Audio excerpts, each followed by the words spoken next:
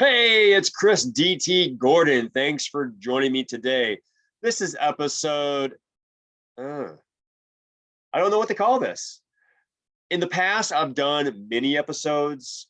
For those who are listening on the podcast, I just did air quotes of thoughts I had, and they had good intent behind them, but there wasn't a strong enough reason to do them. And so I'm going to start anew. But my overlying thought with these non-interview episodes is to share more of my story. As many of you know, I am a professional speaker, and I speak on what I call the attitude of gratitude. Those in the podcast can't see me pointing to my tag logo that's on the back of my wall. What's on the back of my wall? It's on my back wall. Anywho, for the last year, though, I've been sharing my thoughts on, resilience and, making it through tough things by way of interviewing other people as a way to hone my speaking skills during this whole pandemic. Well, these episodes with just moi are going to be my thoughts, my message, and things that you could hopefully use in your own life, which is what I hope every episode gives you, something you can use to make your life better. So that's what this episode is. This is the first of those kinds of episodes. And so you'll hopefully pardon me for stumbling through this and finding out what works and what doesn't. All right. Today, it is May the 4th. May the 4th be with you. For those of you who are not Star Wars fans, just hang on. All right. It's going to get a little geekier than usual. I hope you forgive me. May is also necrotizing fasciitis awareness month. As you can imagine, this has some special significance for me as I am a survivor of NF. May is also the month I was discharged from the hospital. So there is a bit of celebration with this month. Not celebration totally, but okay, maybe we're back up a little bit. I'm celebrating the fact that I survived. I celebrate the fact that others have survived. I do not celebrate the fact that others have died. Okay, so let's just draw a line right there. I'm not saying that at all. My thoughts are with the families of those who have lost loved ones due to NF. And if there's anything I can do, if you want to ever appear on my podcast to share your story of NF, I am always here. You can always reach out to me, chrisdtgordon@gmail.com, or go to linktr.ee/ChrisDTGordon. This is not a way for me to plug my site. I just wanted you to get a hold of me. But back to the awareness month. Many people heard of flesh-eating bacteria. Alex Smith from the Washington football team contracted a couple years ago, so it received some notoriety. And in 2019, I know there was a huge uptick in the number of NF cases, even though it's still very rare. I believe the CDC said that to date, there are 700 to 1,200 US cases annually. So it's not like COVID. It's not like, anything else that's life-threatening, or that's of a more popular status. I don't want to say popular. Like, yeah, I got NF. Woohoo! I'm in the cool club now. No, it's rare. It does not happen very often. And so for those of us whose lives have been irrevocably changed, I did practice saying that word before, by NF, it's an important month for us. And so what I'm going to do is I'm going to share an insight from my experience of NF, what has helped me, and I'm going to combine it with Star Wars Day. For those of you who may not know who I am, my name is Chris DT Gordon.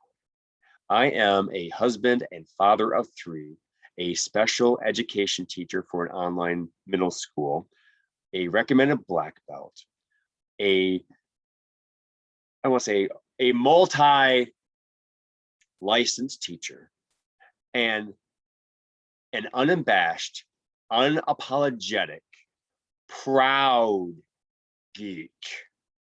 Those of you who are listening on the podcast cannot see the picture of the Ninja Turtles and Deadpool that are on my left shoulder, nor can you see the picture of Super Grover that's directly behind me. I have about a dozen Transformers on my top shelf. I am surrounded by pulp culture. One of those areas of pulp culture that I really love is Star Wars. I remember seeing Empire Strikes Back in the theater for the first time, like when it was first released, not the first time I saw it. I remember when it was released in 1980. Okay. I'm not saying I'm the world's biggest Star Wars fan, but I know my stuff. I know who's got the high ground. So being able to connect my geekdom, my love of pulp culture, with my experience of surviving necrotizing fasciitis is imperative for me. Not only because I like showing people that I'm a geek, but it is I'm not sure, I haven't worked it out in myself if it's a self-defense mechanism or if it's a coping mechanism. Because I feel that to separate the two forcefully is lying to myself, because I'm all about bringing people together. I'm all about bringing people along on the ride to the, on the journey through the attitude of gratitude. I want as many people who can join me as possible. So to connect NF, my experience with NF, to pulp culture, specifically Star Wars, is necessary for me. And so I have a picture to show you that was taken 4.5 years ago. It is one of my absolute favorite pictures, not just because I'm in the picture, but also because who is in the picture with me and the context in which the picture exists. So my best friend, Dave, from college, decided that he and his wife, Beth, were going to fly out from Montana to Minnesota to see me while I was in the hospital. This guy is he's literally a brother from another mother, not only because we are so close, but because we're also fraternity brothers. We are brothers of Theta Chi fraternity. And so that made it solid. It cemented this idea in my head that if we ever went on a road trip, we were going to go to this comic book convention that is in Salt Lake City. It was called Salt Lake Comic-Con before legal proceedings ensued, and now it's called Fan X. Well, in 2016, it was still called SLCC, Salt Lake Comic-Con. I flew out to Helena, Montana, to meet up with him on September 1st, I believe it was.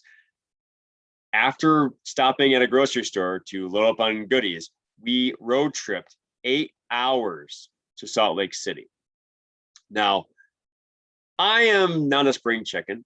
You can see, those of you who are watching on YouTube can see a few gray hairs in my face and absolutely, very, very fine hairs in my head.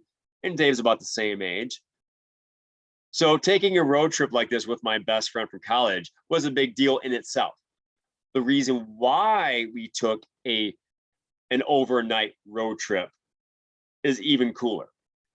Mark Hamill, yes, Luke Skywalker himself, was making an appearance at Salt Lake City Comic-Con that day. So we drove down there. We already had our VIP badges and tickets all bought, and we got in line to wait for 3.5 hours for Mark Hamill. Finally, he got in there. I'm not going to tell the whole story about being shuffled in the line and seeing all the various people in their awesome costumes. Let's just say Mark Hamill delivered. He was funny. He did the Joker laugh. He reminisced about his time with Star Wars. And at the end, I was even able to ask him a question about Luke's character journey that I'm not going to bore with you here, but it was really cool for me. Well, then after this Q&A, he was going to the convention center to take pictures with people, which is what you do at Comic-Cons. So Dave and I went to our hotel room and got loaded up.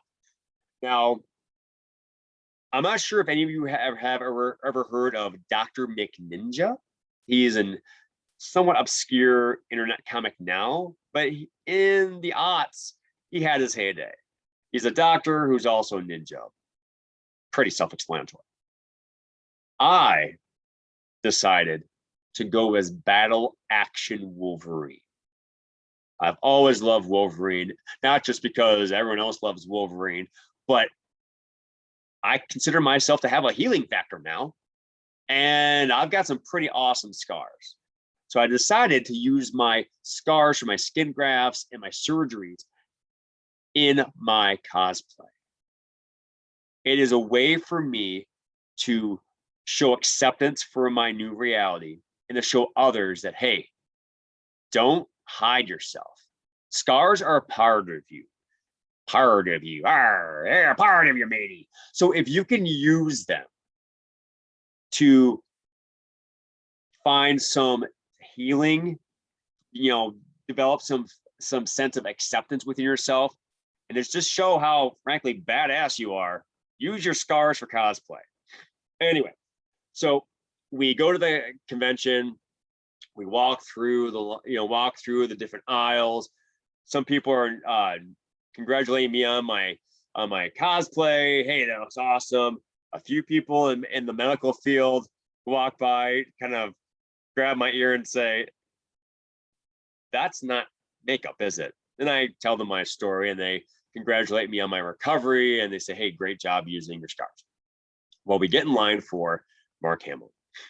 As you can imagine, it's a pretty big line, and they are going through people like clockwork. You have to get in, you get your picture, you get out. There's no talking to Mark Hamill for a long time. There's no gushing about your favorite moment in Return of the Jedi when he used a green lightsaber because a blue lightsaber would have got lost in the sky of Tunisia when they were filming Return of the Jedi. None of that. You just get your picture and you're done. So Dave and I worked out our plan. We knew what we're going to do. We rehearsed it. We talked it out. We ran it by people in line who thought it was a good idea. So we're solid on this plan. So it's our turn. We get the call. We run up there. I hand Mark Hamill a severed mannequin hand, and this is what we get. A shocked look on Mark Hamill's face as I'm handing him a right mannequin hand, while Dave has a red running sock over his right hand, as if I use my Wolverine blades to cut his hand off and give it to Mark Hamill. If you are listening to this on the podcast, the picture looks so much cooler than the description. Please go to the YouTube video to see this picture. I'm sorry, I'm not sugarcoating this. This is an awesome picture. My costume isn't awesome. The picture is awesome. All right. I will treasure this forever on a number of levels. First of all, I did it with my best friend from college. Second of all, it's Mark Hamill. How can you not be excited about this? Thirdly, I love that I'm able to use my skin grafts in self-expression, because I'm hoping that someone will see that and say, you know what? I don't have to hide these. I mean, there are certain scars that because of laws, you can't really go out and show, but if you can show them, show them. They are a part of you. They are, as I say, scars are tattoos for tough people. I will never back down from that. If you take offense to that, that's on you. and I don't mean it to offend people, but I'm sorry, I'm never getting a tattoo because these suckers cost $1 million. Here, just so you have an eyeful. And I'm even missing a nipple, okay? So there's no reason for me to do anything else to me. I'm perfectly imperfect. There's nothing wrong with what I look like. So why would I pay someone more money to put something else on my body? All right. So this picture, like my DVD, that I'll tell that story another time. This picture is a treasure to me because I want to use it to help others find acceptance in their imperfection. This picture is basically why I say pass on perfection and go for greatness. This picture isn't perfect. My claws are at a weird angle. They broke halfway through the con. My wig is not that good, but you know what? It was great. It was a great time, and I will always appreciate that for its greatness, not its perfection. So, all right. I hope you gained a little more insight into who I am.